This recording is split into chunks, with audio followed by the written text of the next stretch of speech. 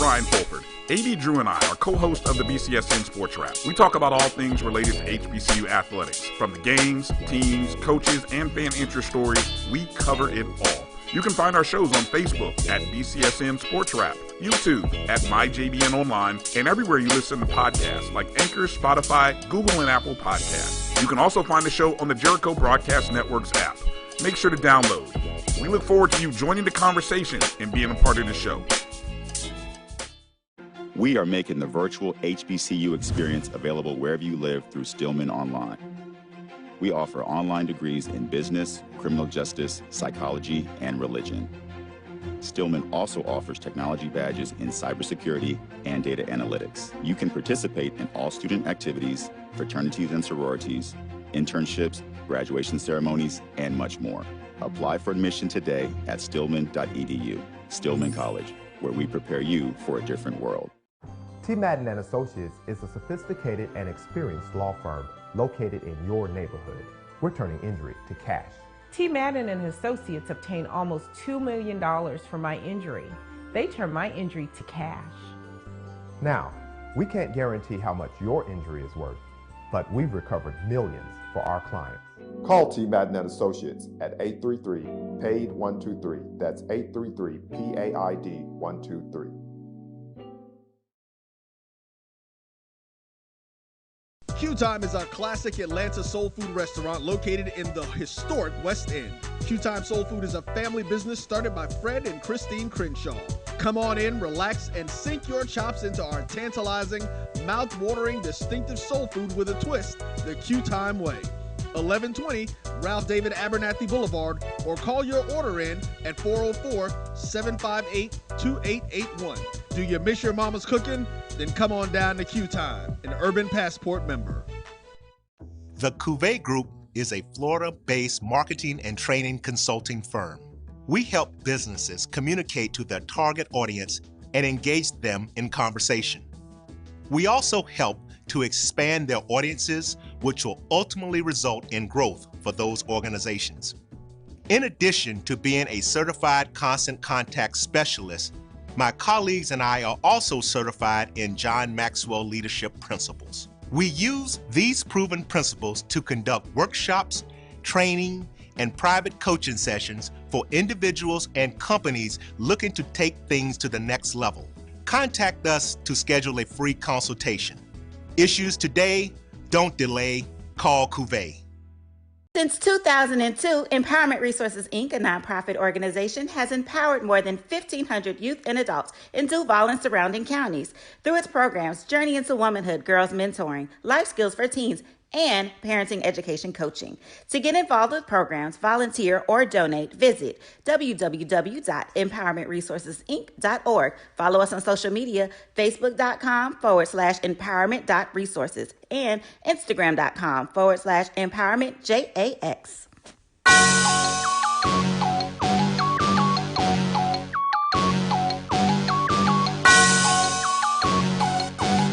Yeah. I love my HBCU, and boy, I love it, love it. I love it, love it. I love my HBCU, and man, I hope my team they won. I hope my team they won. Yeah, man, I hope my team they won. I hope my team they won. Yeah. I tune into the HBCU Sports Lab to see if my team won or lost. If they lost, I'm quiet as a mouse. But if they won, keep tab. I'ma do the dab, yeah. Dr. Cavil, he know what he be talking about. Mike and Charles, they know what they be talking about. They compress the analytic data with the hip hop. If you know them like I know them, they gon' tell you if your team, if they won or lost, and who the ball. So listen to Professor, yes sir, and pay attention, cause he gon' teach a lesson. This is Dr. Cavil inside the HBCU Sports Lab with Mike Washington and Charles Bishop. Mike Washington is out on assignment, but I have my old buddy here, Charles Bishop. So we're going to break down some HBCU news of the week, get you into some basketball flavor, release the poll rankings. We're going to separate a major division today, and then we'll do the mid-major division as we debut it on Thursday. So we're going to get you some mid-major love as well. But welcome to episode 355 of Inside the HBCU Sports Lab radio show and podcast, the show that's covering the sporting HBCU dash for all things HBCU sports, from institutions large and small, from the NAIA to the NCAA. We share insights and information on the HBCU sports culture, HBCU athletic aesthetics to facilitate the story of HBCU athletic programs in the business of HBCU sports. We simply like to call it HBCU sports pedagogy. I'm your host, Dr. Kenyatta, Cavil, along with my co-host, Mike Washington, Charles Bishop. We're filming from our home studios and sending a signal live, KCH 1230 AM studios, with the Texas Radio Hall of Famer. That's multi-Hall of Famer, Ralph Cooper, in the beautiful home, Texas Southern University from Houston, Texas. With that being said, today's episode of Inside the HBCU Sports Lab is sponsored by THG Agency, LLC. THG Agency is the company that provides sporting, educational consulting, and data analytics. With that being said, Professor Bishop, how are you doing today? Oh, well, Doc, the spring semester is upon us. We have quite a few schools that came back this week, and so we are hot and heavy into basketball. Looking forward to it. Yeah, I'm excited, man. We got 4 games down in the SWAC, some just 3, as they might have played their rivalry game early last week or this week. Then we have 2 games essentially in the MEAC, and that's one of the games may have been canceled due to COVID. On the women's side, that is. We'll get into that a little bit. But some news before I let you jump in here and tell us who's hot in terms of those MEAC SWAC players of the week. Let me give you this out of here with Vincent Brown. I'm sure you heard about now, named new head coach of North Carolina A&T. North Carolina A&T Director of Athletics, Earl M. Hilton III, announced Friday that he has appointed Vincent Brown to lead, that's Undertaker, lead the Aggies football program as its new head coach. Looks like he still plays as the Undertaker. Brown becomes the 22nd head coach in the program history, a native of Atlanta, Georgia. Became a 1988 second-round draft pick of the New England Patriots and a 3-time All-Pro linebacker. Brown has spent the past 4 seasons as William and Mary Associate head coach, defensive coordinator, and linebacker coach. In 2022, the Tribe went 11-2 overall, 7-1 in the Colonial. The Tribe won a share of the regular season title, reached the NCAA Division I FCS playoff quarterfinal. Quote, when going down the list of things we were looking for in the head coach at North Carolina A&T football enters the Colonial Athletic Association, Vincent Brown checked all the boxes. He will be an excellent fit for our university, our athletics department, and the young men he leads. Coach Brown has a significant familiarity and understanding of what it takes to win in the Colonial. He has an extensive and proud history with HBCUs and played and coached on the NFL level. So that gives you a little bit there about Coach. Obviously, as they said, HBCU experience. He's an alumni of Mississippi Valley State, where he was. He was real deal. Real deal. Wasn't like that. Yeah. He played. You got something to add there, Charles? I tell you, in the pantheon of great nicknames in the Southwestern Athletic Conference, Vincent the Undertaker Brown, that might be one of the best ones out there, because I tell you what, he was tremendous to watch up close. I mean, when I've talked with some guys, the older guys that used to play for Jackson State, when he hit you, you knew you were hit. So this is I think a good hire for A&T. When you talk about, I think they talked about, he checks all the boxes, but the big thing for me is familiarity with the conference, with A&T moving over to the Colonial Athletic Conference. He knows what it's going to take to win that conference and how to recruit what you need in that conference. So it's going to be a pretty consequential hire for North Carolina A&T. Couple of things, several of the fans that, I talk to regularly in terms of those that are big Aggie sport folks that are on the Twitter platforms, if you would, social media platforms, they were pretty happy about the hire, which is obviously a good thing in terms of estimation. And they also wanted to make sure that they get kudos out there in terms of A&T. So this is one of the first times in a while where it seemed like a lot of the Aggie folks were on board in the same spot in a lot of ways in terms of how things move forward, the way they marketed, how they brought everything to the table, released it on Friday. As it got out there, and then they had the actual pomp and circumstances, if you would, yesterday. And so with that going on, I think it was a pretty good day all in all. So it'll be interesting to see how things go forward. There was a joke out there about one question that alumni asked that seemed to go quite a long time. We've been experienced with those kind of questions here and there, but it happens to the best of it. But other than that, everything seemed to go well. So when the toe meets leather, everything will be good until notice, and then it gets interesting. One thing that was intriguing about that is somebody did ask an important question in terms about the budget. People are still concerned about the budget that A&T seeking to participate in the Colonial. People that have been involved in this understand that there are several programs in the Colonial that have extremely high budgets when you compare what A&T is now. I think they were talking about 13 million when you have some that are 15, 18 million. So football particularly 13 million for a football budget, maybe 3 million for a football budget. So the president, Hilton, has talked about, and AD, VP of Athletics, are talking about that they're going to increase that budget, and they don't want to do it off the back of students, so which is always fascinating to see. So I'm interested, supposed to push that forward, maybe get some more information on that before the end of January. So that'll be something that you want to follow to keep your eyes on to see. Is there another model that can be used out there about moving funds when we talk about the business side of it? So I wanted to get that on the table. What else you got out there? Yeah, let's take a look before we get into the players of the week. This comes to us from HBCU Game Day. Stephen Gaither. Celebration Bowl has topped the FCS National Championship game once again, and it wasn't even close as far as the ratings. The Celebration Bowl 22 doubles the viewership of the FCS title game. So the matchup between South Dakota State and North Dakota State drew an average of 1.7 million viewers and a rating of 0.61 on January 8th. Those numbers are less than half of what the Celebration Bowl matchup between North Carolina Central and Jackson State drew just a few weeks earlier, as that game pulled in a rating of 1.42 and drew an average viewership of 2.42 million viewers on ABC. So another year in which the Celebration Bowl has topped the FCS National Championship game.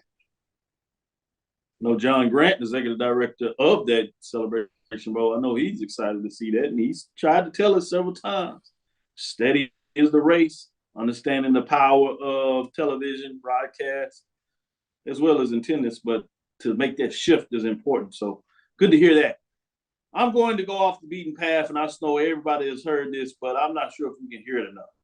Fisk University makes history as the first HBCU to compete in NCAA gymnastics from yahoo.com. Fisk University women's gymnastics program may be less than a year old, but it's already managed to make a stunning footprint. The team represents the first historically Black college and university to compete in the sport at the NCAA level, having made its debut on January 6th at the inaugural Super 16 event in Las Vegas. The Nashville-based school held its own against more established programs, including University of North Carolina, Southern Utah University, and the University of Washington, ultimately finishing fourth place with an overall score of 186.7.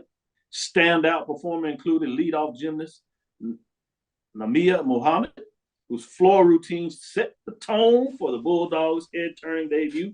Five-star recruit Morgan Price. I was interviewed about Morgan Price, so it'll be interesting to see how that goes, who netted the meet's highest score in the vault, stunning 9.9, anchored by a near-perfect landing. Hits humbling. Head coach Coach Tarver said in the ESPN prior to the event, something that's a long time coming in some. So I'm so proud to be able to bring the team to the floor that is historically Black college university. It's the first time ever, so we're ready to go, end quote. Remember, we had the interview with a couple of folks that were pushing about getting gymnastics when we had an exercise at Grambling and the routine, and to see that come into fruition. Big time, big time. She was a five-star recruit. She's talking about going to Arkansas. Flipped when the information was come 15, and they come with their own jazz. You see this on the softball a little bit, where women really get vocal and excited. They came into the arena singing some chants about Fisk. I was like, oh yeah, that's HBCU. They brought their own flavor. I loved it. They brought flavor to it. I said, yeah, I'm a fan. It's official. I need me a shirt. Whatever. I need to donate. That's pretty good stuff. With that being said, where else you want to go with your news? Yeah, let's take a look at the SWAC Women's Basketball Weekly Honors. This comes to us from Southwestern Athletic Conference as they tap Texas Southern's Micah Gray and Alcorn State's Destiny Brown for the SWAC Women's Basketball Weekly Honors for their outstanding performances this past week. Let's take a look at Micah Gray. If she was the player of the week, she posted the best Texas Southern scoring performance in a decade, Dr. Ville, with a 41-point outing at Arkansas Pine Bluff this past Saturday. She followed that up with a 24-point burst during the team's first win in Mississippi Valley. So for the week, she averaged 32.5 points per game, shot 51% overall from the field and 50% from the three-point line. Gray also averaged 3.5 rebounds and 2.5 steals while going 8 of 9 from the free throw line. The impact player of the week was Destiny Brown. She averaged 23.5 points and 11 rebounds across 2 games for Alcorn State this past week. She shot 57% from the field against Alabama A&M and Alabama State, respectively. Brown poured in a game-high 28 points and 8 rebounds against Alabama State. She secured 6 block shots to go along with 14 rebounds and 19 points for her third double-double outing of the season versus Alabama A&M. So those were your SWAC women's basketball players of the week. Nice stuff, nice stuff. Shout out to Trey Oliver. He doesn't get in all his polls, but it is what it is. North Carolina earns its highest FCS national ranking in the final AFCA poll from HBCU Game Day. Obviously, they have won the HBCU, or at least most of the HBCU Black College polls out there, ranked number 1, so won the Black College Championships, won Dr. Cavill's championship, I know for a fact. The 2022 North Carolina Central football team continues to make history after defeating previously undefeated Jackson State in the Cricket Celebration Bowl to win the HBCU National Championship. North Carolina Central has earned its highest FCS Top 25 national ranking as the Eagles finished the season at number 17 in the American Football Coaches Association coaches poll at the FCS level. Under the direction of Trey Oliver, the Eagles jumped 4 spots in the final FCS Coaches Top 25, announced on Monday after knocking off its second national ranked non-conference opponent of the season, becoming just the 3rd team in North Carolina Central gridiron history to achieve 10 victories as the MEAC champions ended the campaign with a 10-2 record. North Carolina Central also re-entered the Stats Perform FCS Top 25 poll on Monday at number 21. The Eagles earned a top 25 ranking on September 19th after a road victory over nationally ranked New Hampshire, but had not been ranked by Stats Perform until the final poll. North Carolina Central Eagles received their first national ranking as a Division I FCS program in November 2016, when the FCS coaches poll announced North Carolina Central at the number 25. By the end of 2016 regular season, the Eagles jumped to number 18 and finished at number 19 in the final FCS coaches poll. North Carolina Central ranked number 22 in the final 2016 Stats FCS poll. So that's pretty big, pretty bad, pretty good stuff there when you talk about it. Where do you think JSU failed to in the national ranking at the final AFCA poll ranking? They were as high as number 5. Where do you think they may have fallen to, Charles? I'm guessing they're probably somewhere underneath North Carolina Central. So probably 20. Oh, they were above. Yeah, they didn't fall that far. You know, that's the thing about the polls that are unique. You don't always fall behind teams that you may defeat. It depends on where you start and where you are. Sure. I was a little bit surprised that they fell maybe this far. I knew they were far. They fell right outside of the top 10. They fell to number 11 in the AFCA. So, interesting little tidbit the history books will see. They'll see the rankings, number 11 and 17. But obviously, the one that counted was the Celebration Bowl. But I just thought it was interesting to kind of put that out there and give accolades to Jackson State in terms of being ranked. Obviously, didn't close out the season quite like they won't, but they had a wonderful season in terms of going undefeated during the regular season, getting to the bowl game, but falling just a little short there. When I say a little short in terms of game going to overtime. Man, fantastic. Especially when you see with their national championship FCS game, how it came out, and then the championship game fallouts yesterday that was over, it seems like in the first quarter. It's good to see a game that came down. It meant a lot. It actually played out on the field. One of the reasons I wanted to bring that up. With that, let's take our first break. get back into it. We'll come back and we'll get into some new poll rankings. This time we'll do it on the hardwood. It's time to get into major division, mid-major division poll rankings, and we'll get that for the women and the men. We'll come back and give you the top 5 of each as we play into conference play, and we'll get into a little dialogue about what took place the last weekend, if you would, both in the MEAC and SWAC. Get into some Tennessee State and see what they're doing in OVC. Even take you into the Colonial for Hampton and North Carolina A&T on men's and women's side. We'll be right back after this break.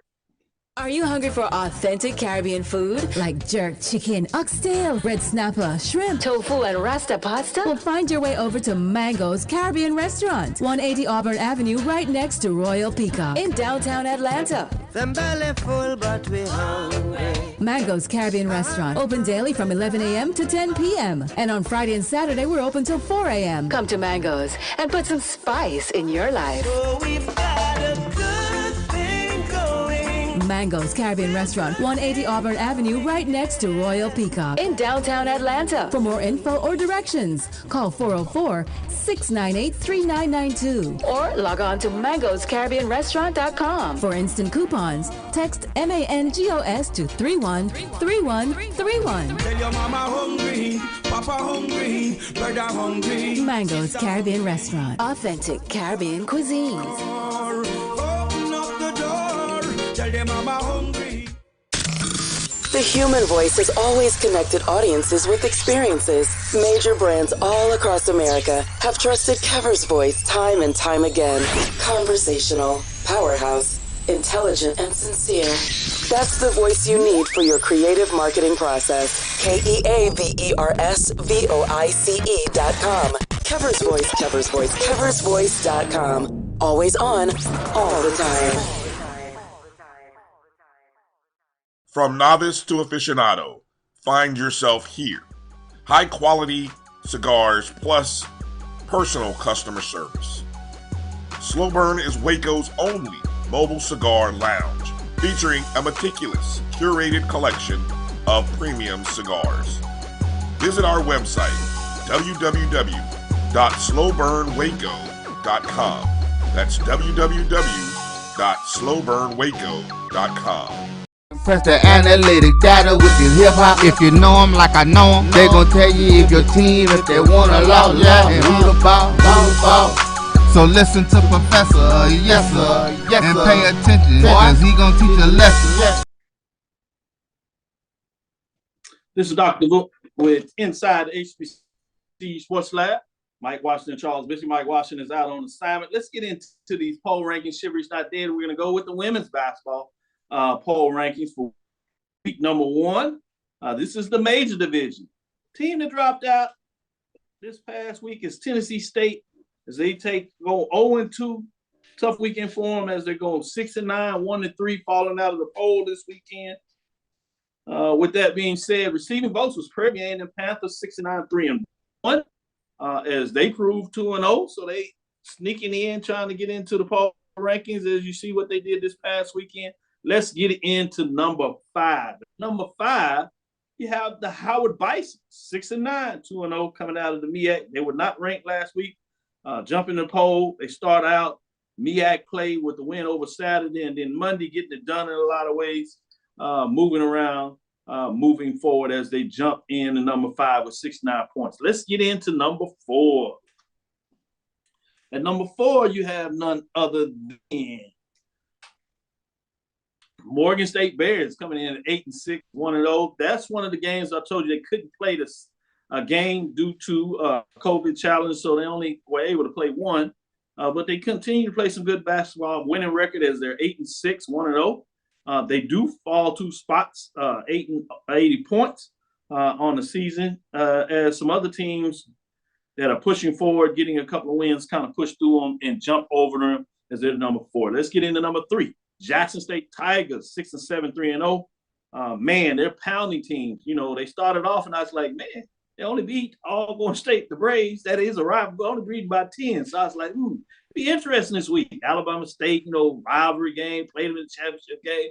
And they say, don't worry about that. Come on. Alabama A&M, they on the rise playing some good basketball. No, not even close. I was like, wow, they just beating up on teams. They were so influential, so they jump up a spot, previously ranked number 4, bringing us to number 2. North Carolina A&T State Aggies. They're not worried about the cloning. They coming in, showing up, showing out. They like, yeah, we just play good basketball. 10-5, 4-0. They get 2 first place votes, 102 points. They move up a spot for number 3 as they continue to get it done in a lot of ways. Bringing us number 1. Norfolk State is the team. Norfolk State Spartans, 14-3. Yeah, 14 wins on the season. This early in the season, they're already at 14. It's going to be amazing if they can get to that 20-win mark. Unless they just fall apart, you got to believe they're going to get through. They're 2-0 in the conference. Can they be stopped in the MEAC? We'll see in a couple of weeks as they play and when they play Morgan State to see what that matchup may look like. Howard says they want to have something to say about it. But they have 6 first-place votes, 115 points, being at number 1. That is the women's poll, top 5 programs. You see who's dropped out, who's getting some points, and you see who's number 1. Norfolk State Spartan earned the number 1 ranking this week for the women. What are your thoughts in terms of week 1 poll rankings? Norfolk State, they're a complete team. When you take a look early within the stats in terms of their scoring output, they have 3 top 15 scores there for Norfolk State. When you take a look at Deja France is coming in at number 7 thus far in the MEAC. She's averaging 12 points a game. You also have Camille Downs. She's averaging 11 points. And then Kiara Wheeler. So they have a very balanced basketball team when you take a look at their scoring. One name that jumps out for me is Howard. They have a young lady by the name of Destiny Howell. And I'm aware of Howard women's basketball. I got a cousin up there. He talks about them all the time. They have a scorer in Destiny Howell. She can light it up from 3-point land. So keep an eye out for this Howard team. 2 nice wins over the weekend, I believe over Delaware State. And I think the other one was over Maryland Eastern Shore, if I'm not mistaken. So good weekend for Howard. When you take a look at Jackson State, Dr. Bill, I think you touched on it. I thought they would get challenged this weekend with Alabama State, definitely with Alabama State and Alabama A&M.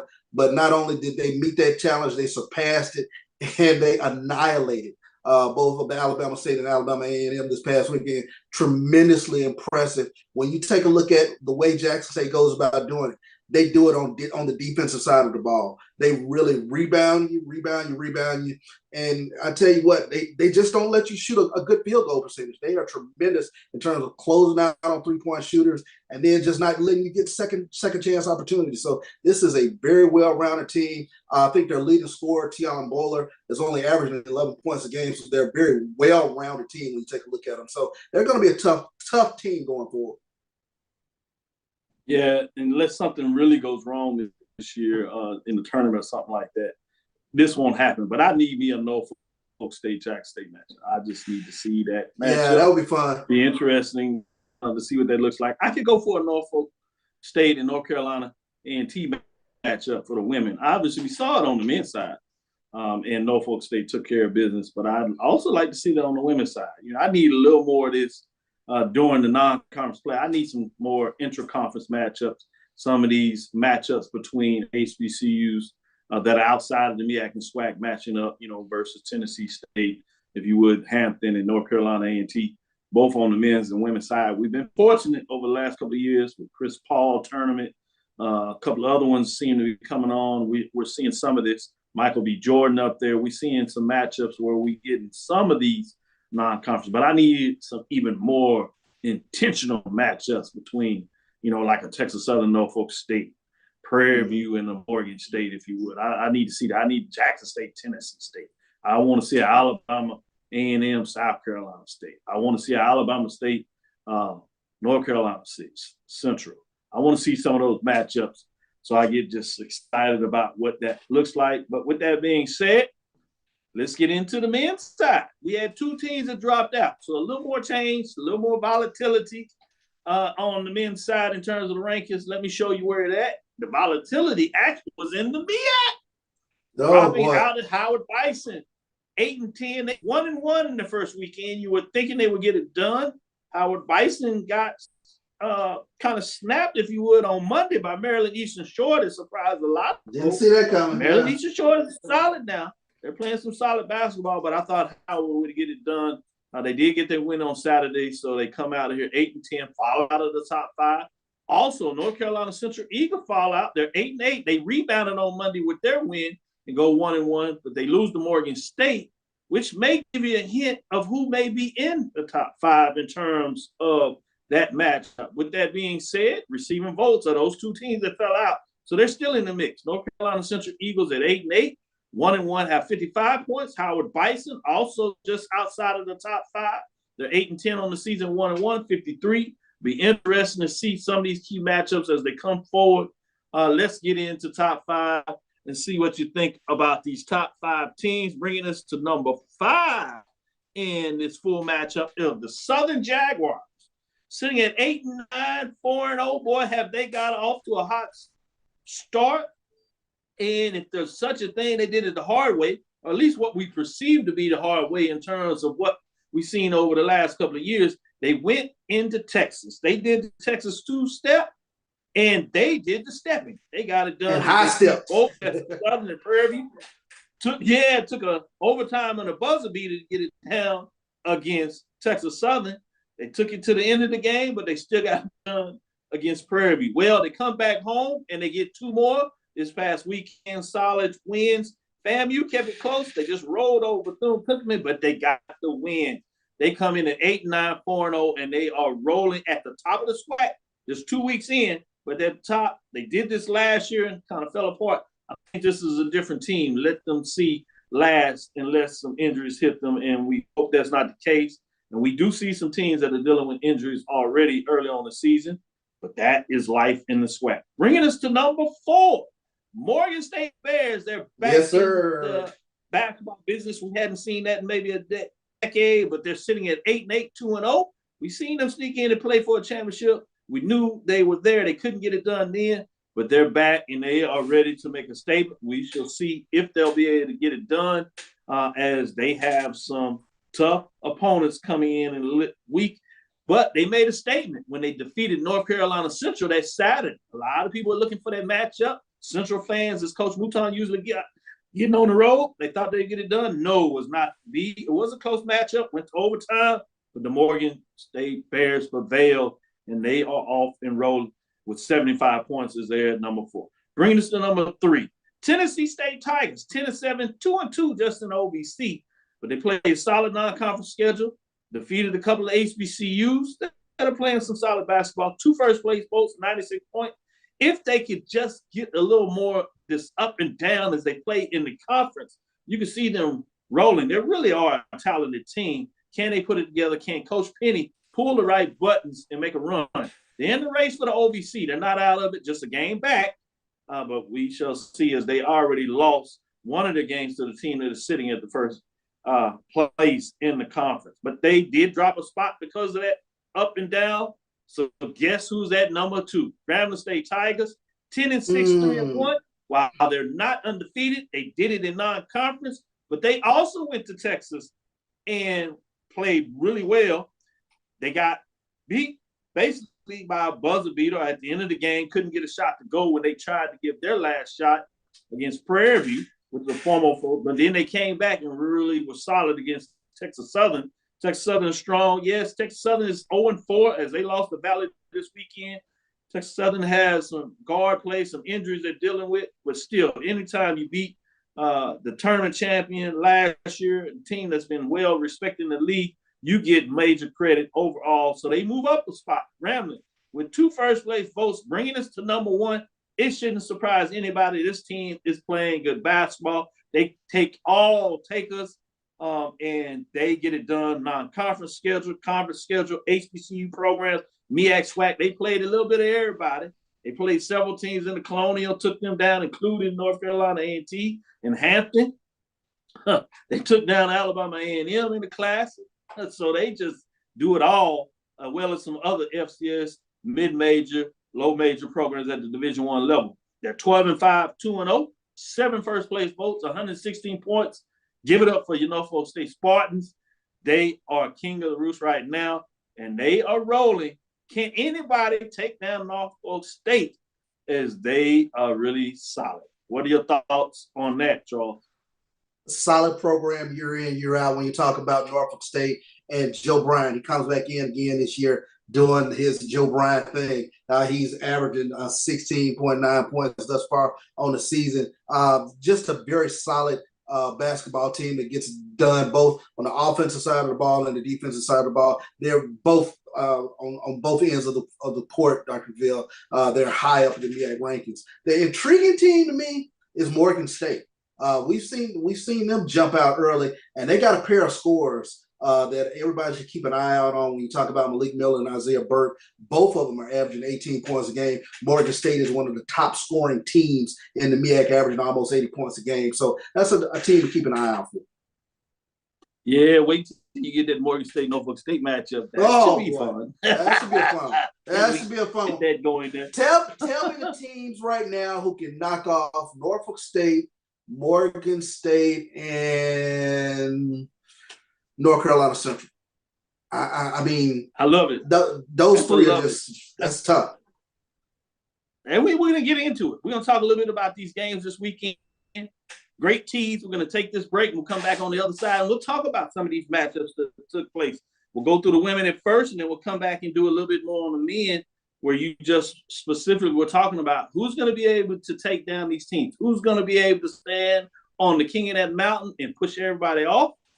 Or is anybody going to be able to push the king off the mountain? It looks like people are already starting to push Texas Southern in terms of the SWAC mountain, but not much change in them yet. We'll be right back after this break. We'll come shortly. Shop Velvet Online Women's Boutique to spice up your closet with trendy, unique looks. We have fashionable and chic looks at very affordable prices. Velvet Boutique offers free shipping all year long on all orders. Shop online at www.melvetboutique.com. That's www.melvetboutique.com. Like us on Facebook and follow us on Instagram. Shop Velvet Online Women's Boutique.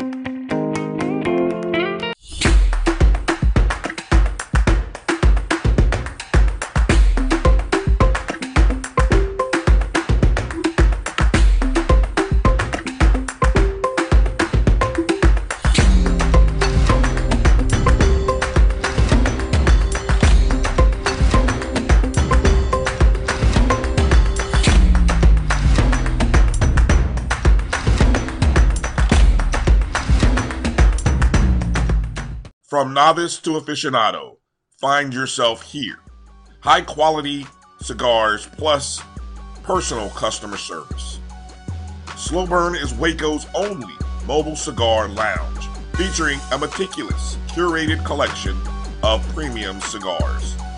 Visit our website, www.slowburnwaco.com. That's www.slowburnwaco.com.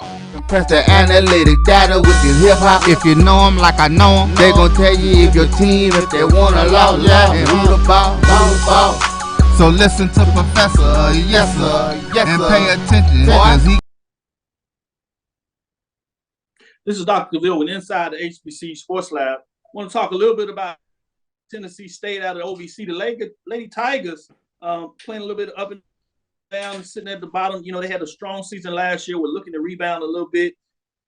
Got a year older, it seems, brought in some new recruits, but they're struggling a little bit earlier. Still all right overall season, 6-9, but they are at 1-3 in the conference play. They started out Saturday where they lost to Southern Illinois University, Edwardsville, the Cougars there, 76-69 in that matchup. When you talk about it, the guard Haynes Overton still getting it done. She had 30 points, so she did everything in her power to make sure you got it done.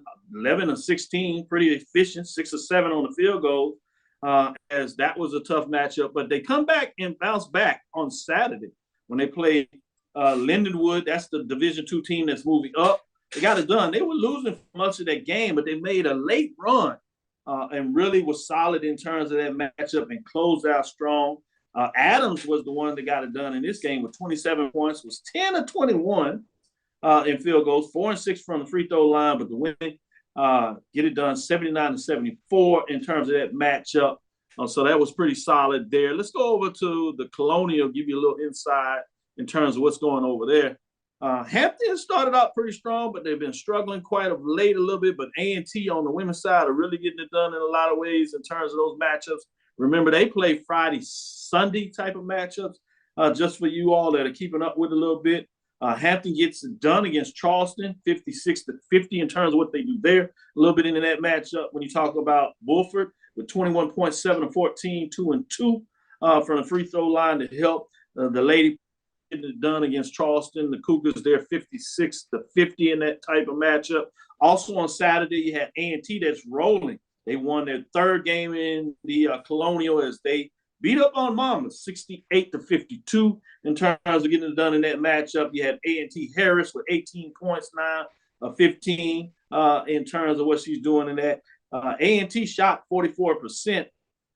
From the three, they shooting over 40%, just over 41.2% to be exact in terms of what they're looking at. And they're not turning over the ball in terms of what they're doing. They won 68-52. Turn around and see what happens on Sunday. This is where Hampton gets beat up, if you would, by Townsend. They take it to the Woodshed, really 86-47 in terms of what took place there. A&T continues to win as they defeat Hofstra 63-44 in terms of those matchups. So looking really good in terms of what happens there. I want to take you in terms of what is going on in terms of the MEAC, though. Let's get in a little bit of this picture of the MEAC. I told you the MEAC had some tough luck in terms of teams couldn't get it done in terms of South Carolina State. Those matchups were canceled because of COVID, is my understanding, what took place there, where South Carolina State and Coppin had to postpone the game in that matchup. But you had the Howard that just closed out a victory over Delaware State 51-49. Norfolk continues to run. They get double-digit victory over Maryland Eastern Shore 43-34. Morgan State defeats North Carolina Central 81-72. That was Saturday matchups. Then you jump to Monday. You still had another cancellation with South Carolina State and Morgan State. Coppin State does get a win. They get it done against North Carolina Central 72-67. This is on the women's side, remember. Norfolk State beats up on Delaware State 40-26. Low scoring. Didn't allow Delaware State, in that matchup. And then Howard gets it done 56-47 over Maryland Eastern Shore. What are your thoughts in terms of the MEAC match?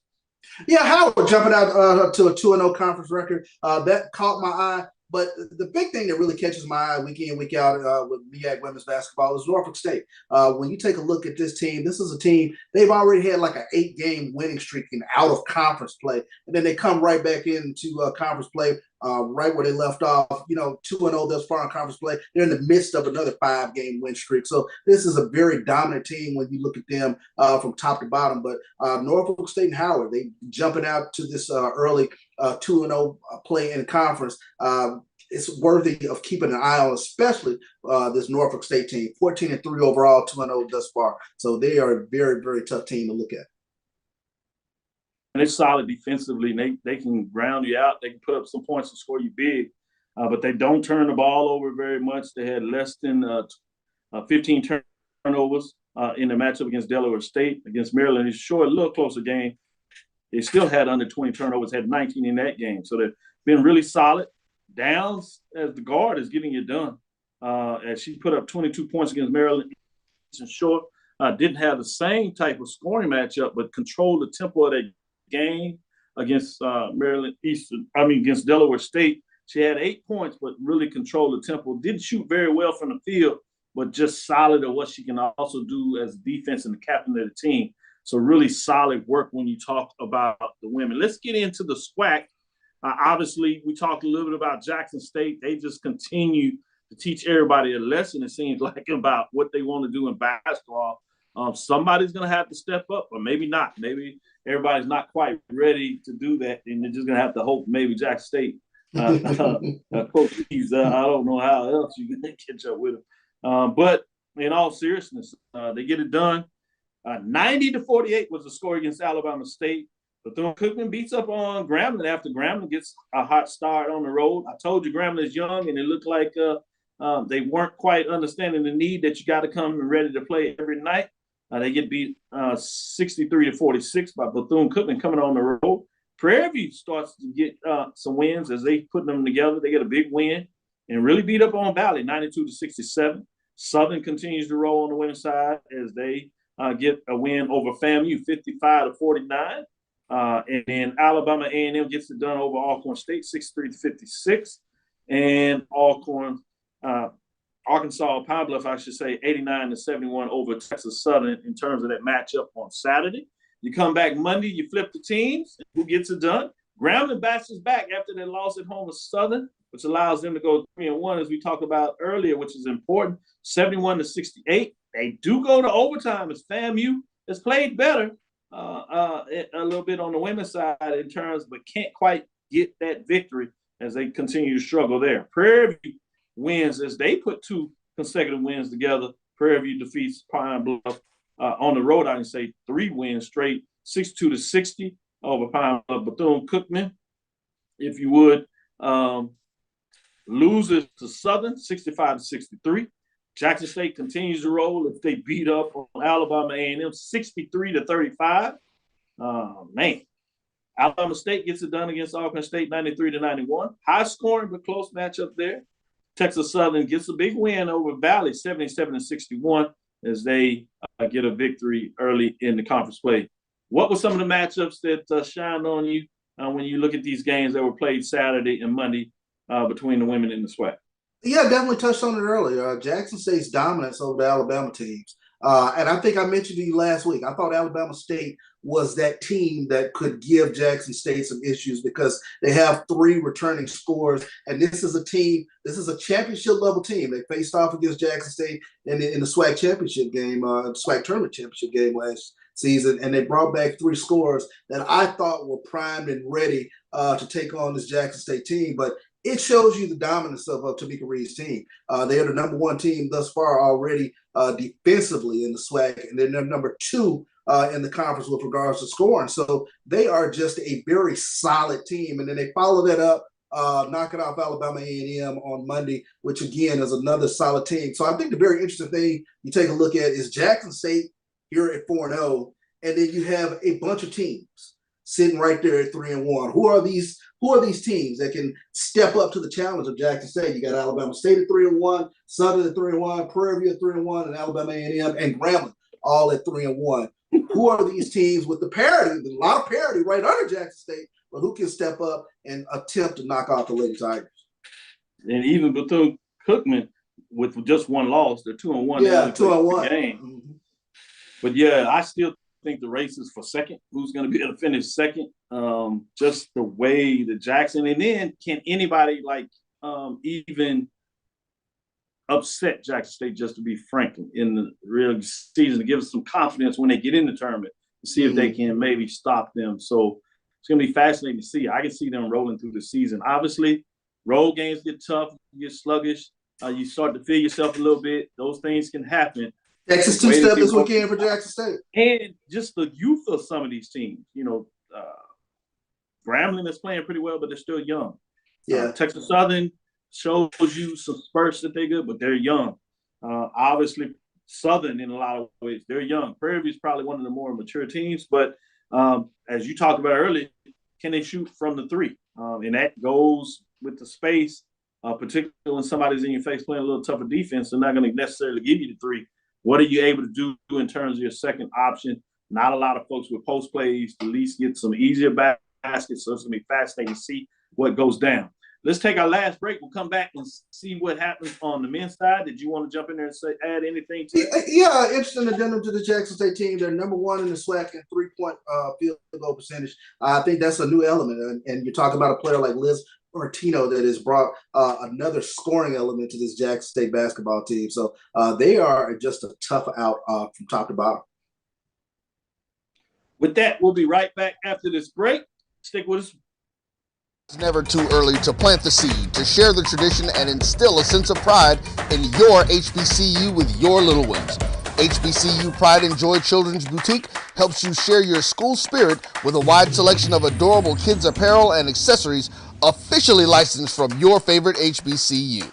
Visit hbcupridejoy.com and follow us on all social media at HBCU Pride Joy on Facebook and Twitter.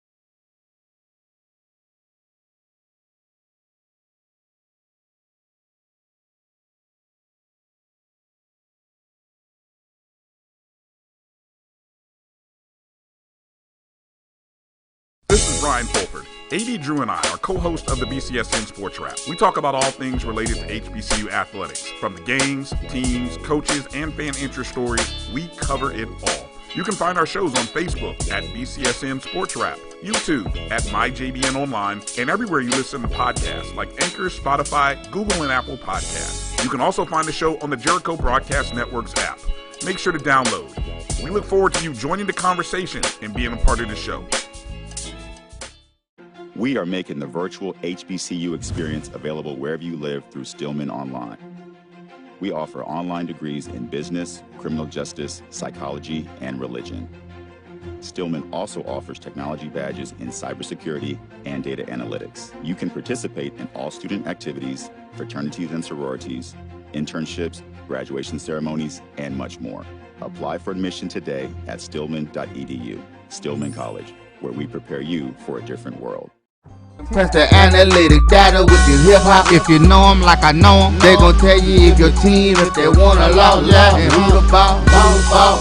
So listen to Professor, yes sir, and pay attention, cause he gon' teach a lesson. It's Dr. Bill with Inside the HBCU Sports Lab. Let's get into these major divisions for the men.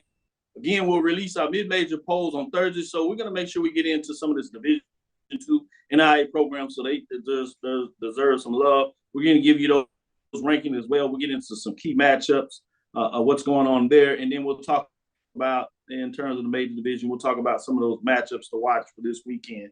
With that being said, let's get into this OVC, Tennessee State, in terms as they continue to push forward and looks what's going on here in those matchups. They had some tough ones. They didn't play Thursday of last week, but they get back into the action in terms of some January 12th action as they continue to roll. In terms of what they did their last matchup, we talked about losing that game to Southern Illinois University of Evansville, 81-72 over a week ago. And then Saturday before last, they took it down when you talk about what it looks like. Getting it done against Lindenwood, 60-57, much like the women's did. So that up and down that you continue to talk about, Tennessee State is one of the things that continues to be a little bit struggling there. But when they're going, you have play from like the guard, Clay, who scored 22 points in that matchup, 6 of 18, 9 of 10 from the free throw. I love the way he mixes up, gets to the free throw line. Anytime you get 10 free throw shots, you're really pushing the tempo and pushing what you're able to do and not just settling for those outside shots, and they tend to play level. In that matchup against Lindenwood, what I really liked about the game is they were getting beat up for much of that game. They continued to push through, came back late in that game, got some key stops, big baskets, and got a victory to get it done for Tennessee State in terms of that matchup. So that was something that was nice. Let's check it out and go over to the Colonial. Teams are not doing quite as well over there when you talk about North Carolina A&T as well as Hampton in terms of those matchups, struggling a little bit in terms of what that looks like in terms of those last matchups. Hampton losing to Hofstra 67-51 and what goes on there. And then obviously on Saturday lost to Northeastern 79-63. So struggling in a lot of ways. UNC Wilmington beats up on A&T 66-61. Close game, but couldn't quite get over the hump there. And so those are the kind of things that you see with the team struggling with their matchups. A&T is at 1-3 in terms of the conference play, and Hampton has yet to get their first win in the Colonial this year. So tough sledding going on over there a little bit, but let's get into the MEAC in terms of what's going on. This is the first weekend for some MEAC conference games. I was excited to see what would take place in the MEAC. I told you one of the matchups that I really was interested in seeing was at North Carolina Central and then Morgan State, and it delivered in many ways in terms of a classic matchup that started to kick things off. It went into overtime, Charles, but Morgan State gets it done at home, 78-73 for a 5-point victory in OT in that matchup. Monroe for North Carolina Central, the forward there, had 19 points, but Burt, the guard that you said, check out, 28 points, giving them buckets, 9 of 14, 4 of 7, free throws. look at the field goal percentage for these. North Carolina Central shot 47.4%. Morgan State shot right with them at 44.1%. Central from the three was just 35%. Morgan shot 40%. Pretty much the difference in the game. They were even with turnovers at 16 apiece. Rebounds, Morgan State got them on the boards a little bit there, 39-30. I think was a part of that matchup difference there. Coppin State defeats South Carolina State 85-73. Norfolk State continues to roll as they win over Maryland Eastern Shore 57-46 in terms of those matchups. Bryant Jr., you know the guard, 15 points, 6 of 16, just steady, 2 of 3 free throws, and he knows just when to take it to the basket. Field goal, they shoot almost 50%, 48.9% from the field, 35% from the three. They hold Maryland Eastern Shore just 21% from the three, and under 30% from the field, which always bodes well. Norfolk State a little too much careless on the turnovers with 21, but they beat them up on the boards, so it didn't hurt them. 37-27 in terms of what they do on the board there. Howard gets it done against Delaware State, 84-64. We talk about those Monday matchups as North Carolina Central bounces back, beats up on Coppin State. That's a big road victory because Coppin State has played solid basketball, but just cannot get it done over North Carolina Central. They fall 64-59 in that matchup. Maryland Eastern Shore probably with the surprise early part of the season, beating Howard 82-73. Norfolk State wins against Delaware State. That shouldn't surprise anybody in terms of beating them. Delaware State 78-65. Again, Bryant puts up 20 points, 4-14, but he goes to the free throw line 9 times and hits all 9 of them in that matchup. Again, they shoot 40% from the field, 44 from the 3 big baskets. They cut down on the turnovers. They only had 9 turnovers in this game. They were even on the boards to kind of give you some updates there. Morgan State 90-85 over South Carolina State. So they continue to roll. Miller was the guard that got it done in this. He puts up 32 in terms of the 10-15, 12-14 in that matchup. What are your thoughts in terms of what went down in the MEAC? Anything stood out to you? A couple of games, a couple of players? Well, again, Morgan State, and again, I mentioned these players, Malik Miller and Isaiah Burke. When I was checking out the stat lines from Monday night, check out this stat line from Malik Miller against South Carolina State. 32 points. He was 12 of 14 from the free throw line. He also had 12 boards, 4 assists, and 4 blocks and 3 steals. Talk about putting in nice work, Dr. Cavil. So 32 points. Then Isaiah Burke buttressed that with 30 points. This Morgan State team, they could be a scary team going down the stretch. Yes, they surely can. And when you talk about how scary they may be, let's slide over to the SWAC.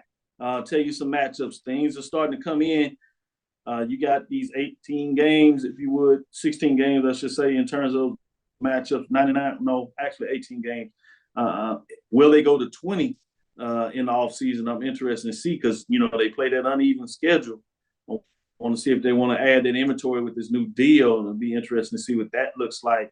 But then you have those travel concerns. Which way will the presidents go? But with that being said, in terms of these matchups here, Prairie View gets it done on Saturday. It's a close one, pretty solid, but they win 67-60. That's Prairie View over Valley.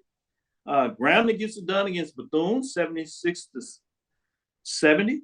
Close matchups here. Southern pounds on FAMU, probably the biggest scoring margin here, 84-66 for the night. Jackson State just gets it done. They just win and beats Coach Mo's old team, 61-58. Close matchup, but Tigers are winning. Auburn State Braves bounced back from that tough loss early that Saturday before against Jackson State. They beat Alabama A&M 89-76.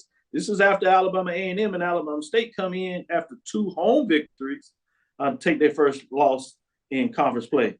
Arkansas Pine Bluff defeats Texas Southern 70-66. Texas Southern is 0-3 at this point, but wait until Monday. It really gets interesting as Texas Southern goes to Valley. Both teams come in at 0-3 looking for the first victory. It goes down to the wire. Valley gets it done late and pushes Texas Southern to 0-4, 71-67 in that matchup. Jackson State says they like winning. They continue to get it done. They go to 3-0 as they defeat Alabama A&M 72-64. Alcorn State's now rolling after their first loss. They beat up on Alabama State 92-76. And when you get rolling down there, Alcorn, man, they can get tough for them. Southern beats up on Bethune-Cookman. I thought this game may be a little closer than that. No, it wasn't. 102-75. Grambling squeezes out one against FAMU, 62-57. Upset as Pine Bluff and gets it done against Prairie View. Maybe not upset. 63-55. As you have some of that parity, what's going on here? Standings going on. Southern at the top, sitting at 4-0 as they continue to move forward. Jackson State sitting at 3-0. Prairie View at 2-2. Ramblings, Tigers right in the mix, 2-2 as well with some of these matchups. What are your thoughts in terms of the SWAC, in terms of what's going on there? What were some of the big games, scores, players that caught your imagination this past weekend? Well, I think thus far the early storyline of the season has been Southern jumping out 4-0. They do the Texas two-step, win 2 over here in Texas, and they come back and defend the home court, knocking off Bethune-Cookman and Florida A&M. So Southern jumping out 4-0. Jackson State with his 3-0 start. That is a complete surprise to me. I did not see this coming, but kudos to them. They got a huge early road win against Alcorn, and we saw what that did last year for Alcorn in terms of how it got that momentum up and going, and they kind of, like you said, they enjoy winning. So they come back and defend home court this past weekend against Alabama State and Alabama A&M. So kudos to Mo Williams getting Jackson State off to a great start. So those are the two early storylines for me, Southern and Jackson State 4-0 and 3-0 respectively. And thusly, you have Texas Southern at 0-4. That is a complete surprise. Of course, they've been dealing with some injuries early this season, but just Texas Southern being at 0-4, that Valley knocking them off this past Monday. And then, weird things happen on Monday. Arkansas Pine Bluff knocks off Prairie View. That was one that kind of caught my eye as well. And keep in mind, Arkansas Pine Bluff, they have the number one scorer in the conference in Sean Doss. Yeah, Doss is nice getting it done. Well, it doesn't get any easier for Texas Southern, or Prairie View for that matter, as you got those hot teams coming out of Mississippi taking the trip to Texas for the two-step. You got Alcorn State at Texas Southern on Saturday, Jackson at Prairie View, then they flip for that Monday. But then you also have Pine Bluff that's playing some good basketball. They're on the road. They go to FAMU. Can FAMU get their first victory, or do the Golden Lions continue to stalk and say, no, we're for real here? And then you have Mississippi Valley, Bethune-Cookman. They're feeling good with their first win. Bethune-Cookman plays really well at home. They want to bounce back after a tough road trip. I think that's interesting to keep your eyes on that one. And then you got the rivalry game with Grambling and Southern. Both teams playing well. Grambling has played well in Baton Rouge of late in terms of being able to kind of start some of those skids for Southern. So it'll be interesting to see what that looks like. Then on Monday, obviously it flips with Jackson at Texas Southern, Alcorn at Prairie View, Arkansas Pine Bluff, Bethune-Cookman, Valley at FAMU. And then that's the MLK weekend. So instead of Alabama State and A&M playing on Saturday, they choose to play their game on Monday. So that's another rivalry game to keep your eyes on. What are your thoughts in terms of any of the big matchups out of the SWAC this weekend? Yeah, like you mentioned, you got those hot teams coming into Texas this weekend. Should be really exciting. Always, those games are really close, especially when you're talking about going down to Prairie View with Jackson State, and then the turnaround Monday, Jackson State, Texas Southern should be a good one. And then you mentioned it, Bethune-Cookman playing at home this weekend. I think that should be a fun one as well. Over to MEAC in terms of some matchups, keep your eyes on Howard at Norfolk State. Ooh. Morgan State at Coppin State. I like that one. Baltimore rivalry. I like that one. Delaware State and Maryland Eastern Shore. South Carolina State and North Carolina Central. As we get on there, Monday, the only game you have this Monday is a Morehouse at Howard. Will be interesting in terms of Fox 1 Sports. Will be in there. Obviously, private institutions, HBCUs, getting it done for MLK weekend, I'm sure. So that'll be an interesting matchup to keep your eyes on. Fox Sport 1 will carry that for Howard University in terms of that matchup. Any the big matchups this weekend for the MEAC, have your thoughts? Howard Morehouse is intriguing. I looked at the Morehouse team, called that game with Benedict the other night. So they got some guys that can put the ball into the hole, but it should be a fun one. And you talk about his historic matchup when you talk about two of these preeminent HBCUs, Howard and Morehouse, getting together on MLK Day. Yeah, that's pretty good. Pretty good. gonna keep my good eye over there on Morgan State, Cotton State. Battle of Baltimore. I like Morgan that. State playing well. I want to see the Battle of Baltimore. Obviously, Howard and Norfolk State will be interesting. Can Norfolk State kind of slam and put the foot on the neck of Howard, or Howard be able to step up and say, no, we want to get in the mix here? That's a fascinating one. That'll do it for the major division for this week. We'll get into some mid-major division on Thursday, so check with us. I want to say thank you for listening inside the HBCU Sports Lab. Make sure you share our podcast with your friends and colleagues. I am Dr. Kenyatta, the Dean of HBCU Sports, coming from inside the lab in the College of HBCU Sports with Mike Washington and Charles Bishop. Hope you enjoyed all the dialogue. We'll get to see who can stay on the top of the poll rankings.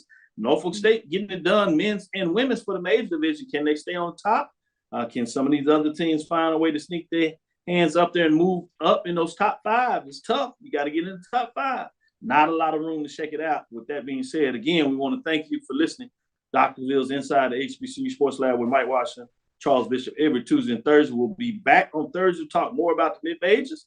We look forward to discussing more of that mid-major news this week. We'll bring in special guest A.D. Drew to make sure we get some good dialogue on these D2 programs, NIA.